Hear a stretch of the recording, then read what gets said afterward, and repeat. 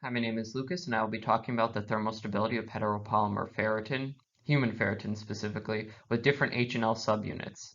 And I would like to first thank Dr. Ayush K. Shristava and Dr. Fadibo Abdallah for being great mentors for this project.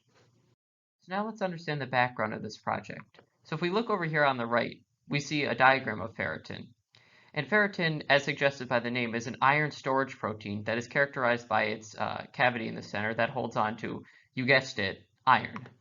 But one of the most interesting things about this protein is that it's actually composed of 24 different subunits, some of which are heavy chain and some of which are light chain. And the way in which the protein assembles is actually dependent upon the tissue that it's in.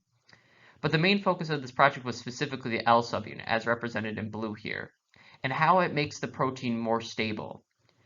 This project attempts to fill the gap in knowledge that we have on temperature denaturation of ferritin. So now let's understand how ferritin was produced. Over here on the left, we have a plasmid. Now, this diagram may look complex, but the concept is actually quite simple. A plasmid is just a circular piece of DNA that we put into bacteria. Now, this DNA here has all the instructions to make human ferritin. All we need is the machinery. And this machinery is found in E. coli.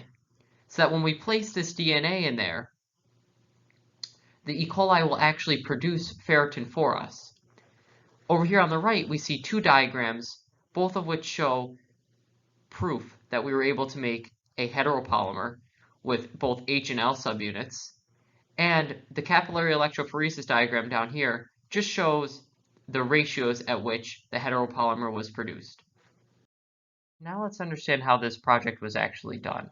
We use differential scanning calorimetry, which is represented here, that has two cells which are loaded with a buffer and the ferritin sample, and then this machine heats up to a temperature of 130 degrees Celsius, resulting in us being able to get an accurate picture at which the protein denatures.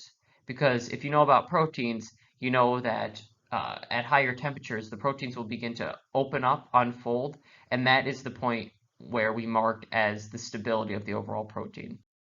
All right, now it's time for the fun stuff. If we look over here on the left, we can see a table of the various TMs, or unfolding events, that occurred in the ferritin protein. These numbers here, so if we look at this H24 sample, these numbers here correspond to the various species that are under the graph. So this large graph here is what we received from the DSC, or the Differential Scanning Calorimeter, after our run. And this was the results for pure H-ferritin homopolymer, as shown by this diagram here.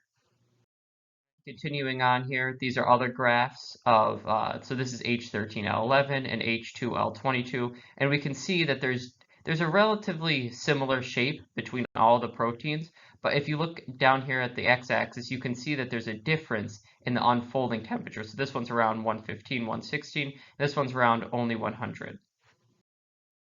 So if we look over here on the left, we can see the various heteropolymer scans. So this is essentially a combination of all the graphs that you saw on the previous slides and then some. But this graph looks kind of cluttered. So we decided to graph the scans like this, where we took the melting temperature, which are essentially these peaks here of the different heteropolymers, and graph it as a function of the number of L subunits. And this gave us a strong linear correlation, which corresponded to an increase in the number of L subunits, raising the melting temperature. And the melting temperature corresponds to an increase in stability. Now let's understand the applications of this project.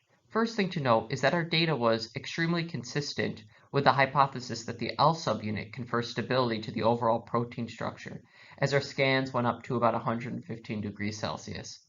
But the main application of this project is the field of nanomedicine, and as the name suggests, this is a medical field that deals with nanodrugs. Now we all know that ferritin can store iron in that cavity, but it actually can store other nanodrugs. And the one thing that I was most interested in is its application for cancer research, where you could load different nanodrugs into ferritin, and then it could recognize these receptors on the cancer cells and dispense the nanodrug in its cavity to fight cancer. Finally, I'd like to close with some acknowledgments. I'd like to thank the National Science Foundation and the National Institute of Health, as well as the SUNY Potsdam Undergraduate Research Apprenticeship, all of which helped in the funding and research on this project. So thank you to them, and thank you all for listening.